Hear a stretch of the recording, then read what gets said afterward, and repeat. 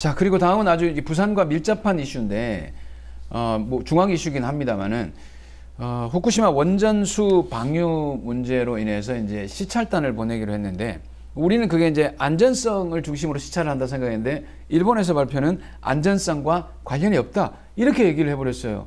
그러는 바람에 굉장히 이게 뭐지라는 생각이 좀. 일본이 완전 물먹이는 거죠. 일본이 아주 대놓고 대통령실을 물먹이는데, 대통령실은 그런 일본이 안전성 검증을 위한 것하고는 차원이 다르다라고 이야기를 해도 그것에 대한 코멘트 자체를 못하는 정부가 되어버렸으니까 일본은 마음대로 노는 겁니다. 일본은 이렇게 해서 시찰 와서 1박 2일 동안 아마 제가 볼 때는 그냥 바닷물만 바라보고 오겠죠.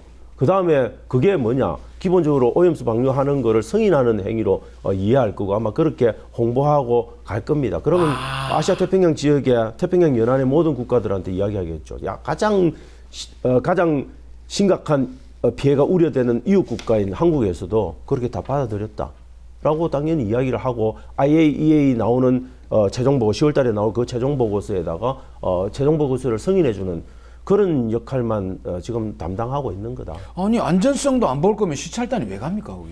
지금 현재 나오는 얘기가 IAEA도 뭐 괜찮다고 얘기하는 쪽으로 나오고 있지 않습니까? 그렇죠. 근데 이제 제가 드리고 싶은 말씀은 국제기구라고 하는 거는 순수하게 어떻게 가는 게 아니고 사실은 가장 영향력 있는 국가의 영향을 받고요.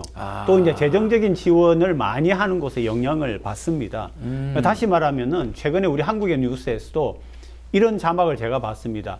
국제 전문가 심각하게 우려. 순수한 전문가들은 우려하고 있다라고 하는 것을 우리 뉴스가 자막으로 내보냈습니다. 뉴스 이야기도 하면서. 그럼 결국은 지금 후쿠시마 원전수의 방류라고 하는 게 문제가 있을 수 있음을 보여주는 거 아닙니까? 그렇죠. 그렇다라고 하면은 아까 우리가 앞으로 돌아가서 대통령이 사인하고 악수하기 전에 실무선에서 이런 것들도 어떤 식으로 해서 우리가 검증을 하고 우리가 한다라고 하는 것이 잡혀 있지 않았던 게 아닌가. 요구를 그냥 못했겠죠. 대략적으로 한번 가본다. 와라. 이 정도가 된 게 아닌가. 그러니까 일본도 저렇게 마음대로 이야기할 수 있는 게 아닌가 하는 염려가 있죠. 저는 이미 윤석열 정부와 대통령실의 머릿속에는 그냥 오염수, 후쿠시마의 오염 방류수는 마셔도 된다라고 하는 인식이 그냥 저변에 깔려 있는 겁니다. 그거는 원전에 대한 기본적인 태도와 원자력이라고 하는 에너지에 대한 기본적인 태도가 그렇게 만드는 거죠. 그러니까 당연히 검증 자체가 필요 없다라고 아마 생각을 저는 하고 있을 거다. 그래서 그런 일본의 요구가 쉽게 수용될 수밖에 없는 구조가 되어 있는 거죠. 그래서 우리 같으면은 사실 IAEA가 냉정히 따지자면 그런 후쿠시마의 오염 방류수의 과학적인 은밀성을 따질 수 있는 위치에 있는 국제기구인가? 이것도 아닐 수도 있는 거거든요. 왜냐하면 IAEA는 사실 핵사찰과 그런 핵의 어떤 통제에 대한 걸 관리하는 겁니다. 그래서 그렇네요. 실제로 그 전문성이 있는지도 우리는 굉장히 의심스럽고, 그런 부분들에 대해서 따지질 전혀 않는 거죠. 따질 의사도 없는 거고. 야, 이게 지금 원전 사실 이렇게 오염수 방류 문제는 삼중수소, 그러니까 H3에 대한 문제가 굉장히 많은데, 그게 가장 먹이사슬의 끝에 있는 사람들한테 치명적인 영향을 준다라는 순수 과학자들의 얘기가 있거든요.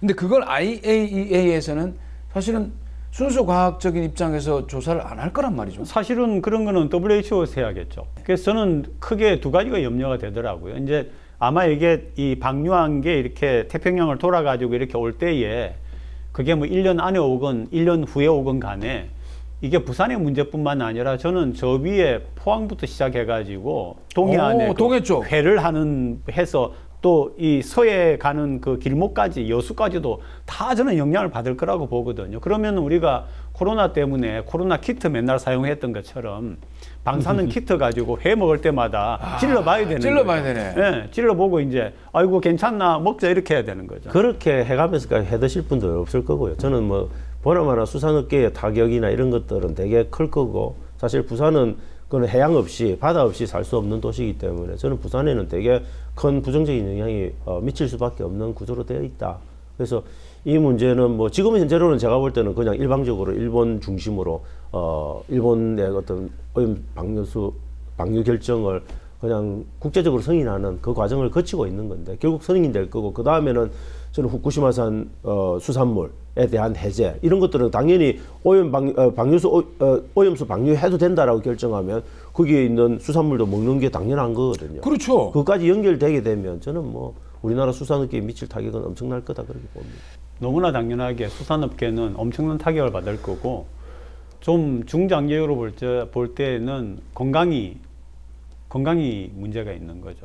어쨌든 그 원전 오염수 방류 문제는 우리 시민들이 좀 지켜봐야 될 게 우리 부산은 수산업이 굉장히 중요한 산업입니다. 그래서 좀 충분히 뉴스에 좀 기울여 주셔야 될 것 같습니다. 계속해서 다음 부분은 또 정가의 이슈를 좀 한번 봐야 될 것 같습니다. 지금 국민의힘 같은 경우에는 바로 이제 얼마 전에 결정이 났습니다. 태영호 의원은 뭐 본인이 사퇴를 했습니다만 3개월 당원 자격 박탈이고 김재원 최고는 1년에 와, 이 정도면은 1년이면 저 총선 못 나가죠. 제가 볼 때 6개월 당원 정지만 나와도 총선 나가기가 어려운데 1년 나왔으니까 거의 완전히 불가능한 상황이기 때문에 김재원 최고위원은 이 상태에서 지금 그걸 수용하는 걸로 이제 가면 결국은 앞으로 여의도에서 정치는 못 하겠다. 안 하겠다라고 하는 선언을 스스로 한 것인데 저는 어떻게 김재원 최고가 왜 반발하지 않지? 이것도 참 궁금한 부분이 있는 겁니다. 사실은 정치라고 하는 거는 또 바뀔 수가 있는데 만약에 좀 호의적인 이야기를 해준다고 하면은 보선이 있을 수는 있겠죠. 보선도 있을 수 있고 지방선거도 뭐 생각해 볼 수 있겠고 여러 가지 다른 가능성을 생각해 볼 수 있겠는데 저는 그래도 국회의원을 선호할 가능성이 매우 높다라고 보는데 그걸 포기한 배경이 아마 조금은 있을 거다. 저는 그런 과정에서 김재원 최고의 가해졌을 청와대 대통령실의 압박 이런 것들도 아마 좀 작용하지 않았을까. 그게 어떤 요소인지는 잘 모르겠지만. 근데 태영호 의원 같은 경우는 녹취록이 나와서 지금 이런 상황까지 왔는데 이진복 수석도 마찬가지고 태영호 의원도 마찬가지고 둘 다 녹취록을 또 부인하고 있습니다. 녹취록이 있는지 없는지는 알 수 없는 거죠. 그러니까 이게 지금 부인할 수밖에 없겠습니다. 그런데 사실 이진복 수석 같은 경우에는 굉장히 심한 타격이 될 수 있죠. 왜냐하면 본인이 이번 총선에 나가려고 생각을 하고 있었다라고 하면은 그 길이 막힐 수도 있는 사안이기 때문에요. 야, 근데 이 앞에 안철수 의원이 이제 당대표 선거할 때 아무 일도 하지 않으면 아무 일도 일어나지 않을 것이다 라고 했던 사람이 이진복 수석이거든요. 근데 계속해서 개입을 하고 있다는 것 때문에 당 내에서는 이 정도의 개입이면 청와대에서 대통령실에서 이 정도의 개입이면 불법적인 요소가 충분하다. 검찰 조사해야 된다 이러거든요. 그렇죠. 근데 민주당 야당이나 당연히 그렇게 생각을 하는 건데, 근데 뭐 태영호 최고위원한테 했던 이야기들이 녹취의 상태로 확인이 된다. 그러면은 이제 충분히 가능한 부분인데 아직은 그 경계선을 넘나들고 있는 수준인데. 뭐 그거는 이제 재판부 판단에 따라서 다를 수도 있는 영역이기 때문에 지금은 뭐 확실하게 그렇게 갈 수 있다 이렇게 말하기는 좀 어려운데 아무튼 전체적으로 봤을 때 이진복 저는 수석 같은 경우에는 본인의 어떤 공천 과정에서의 어떤 마이너스 된 건 맞죠. 마이너스 점수를 받게 되는 것은 명확한 것 같습니다. 근데 이제 또 우리 그 일반 국민들 세간의 관심은 이런 얘기가 누구의 어하여서 어떻게 흘러나왔느냐 하는 얘기가 또 있더라고요. 아, 그래요? 네.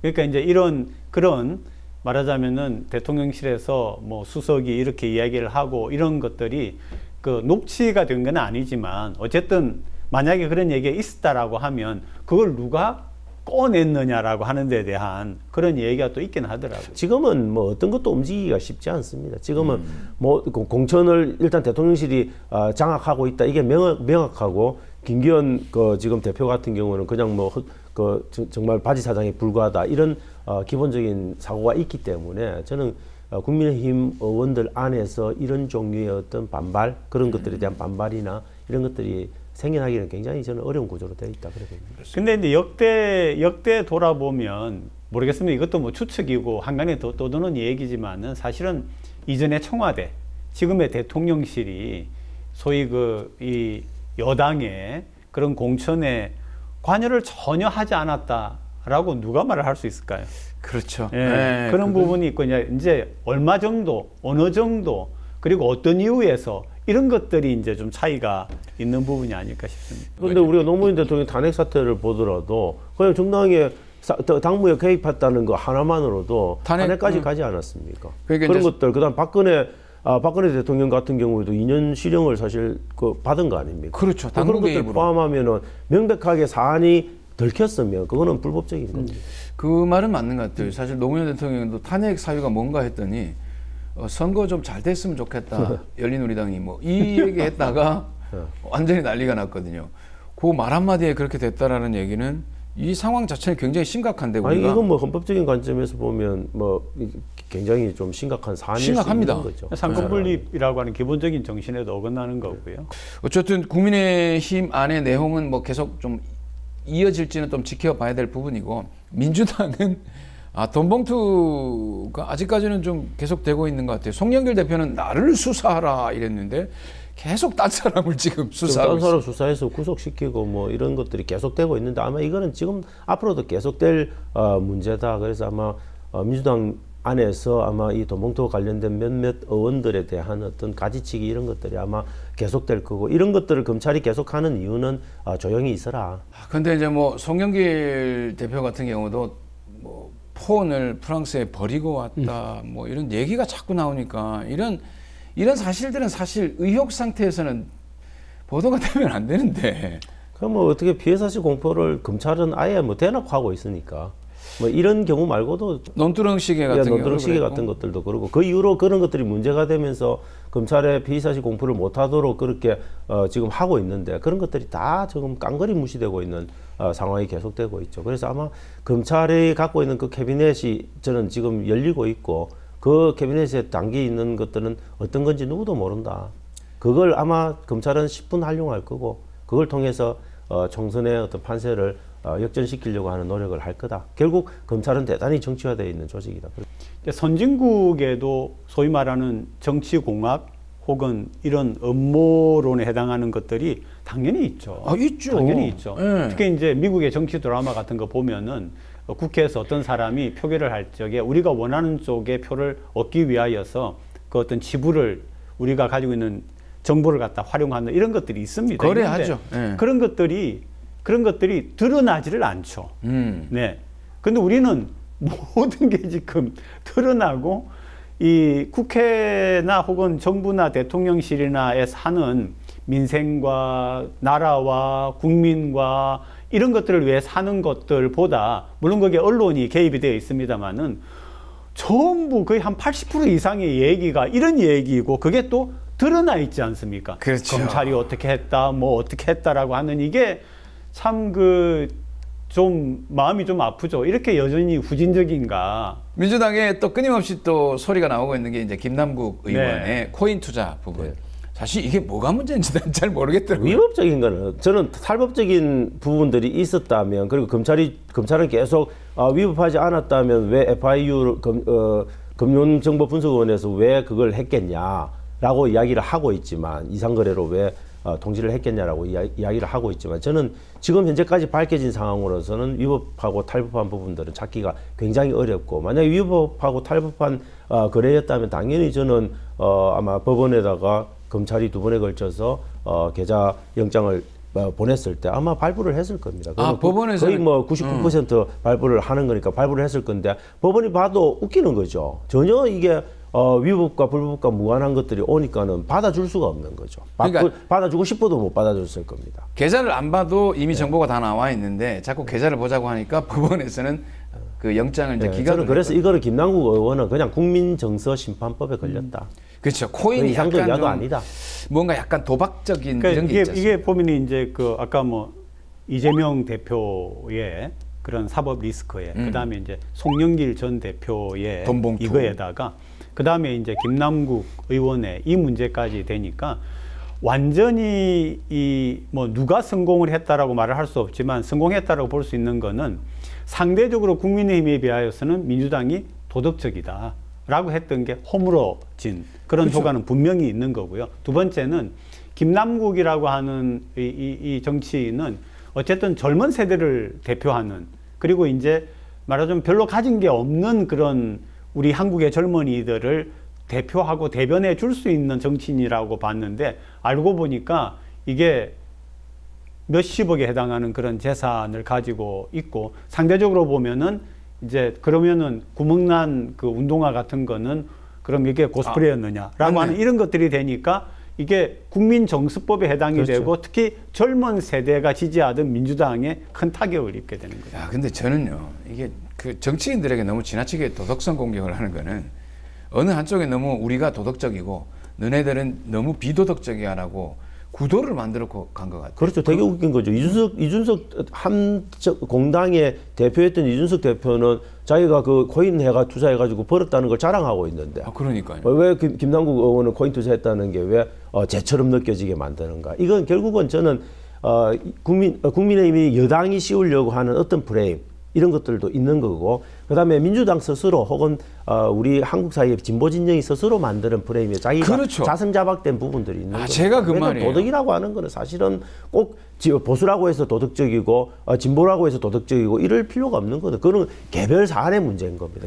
개인의 문제고. 그런데 그런 것들을 집단의 문제로, 그래서 민주당은 진보 진영은 마치 도덕적이어야 되는 것처럼 그렇게 꾸며져 있는 거죠. 그 프레임을 검찰은 되게 잘 활용을 하고 있는 거예요. 우리 국민들 전부 다 그렇게 생각하는 거죠. 민주당 진보 진영은 그래도 보수적인 그런 어떤 정당보다는 더 도덕적일 거야라고 하는 뭔가 선입견을 갖고 있는데 그걸 자극하는 거죠. 어쨌든 지금 국민의힘도 그렇고 민주당도 그렇고 기본적으로 총선을 앞두고 굉장히 당내 내홍을 좀 겪고 있습니다. 이게 누가 깔끔하게 처리를 하고 앞으로 나가느냐에 따라서 앞으로 총선 국면이 좀 달라질 걸로 보입니다.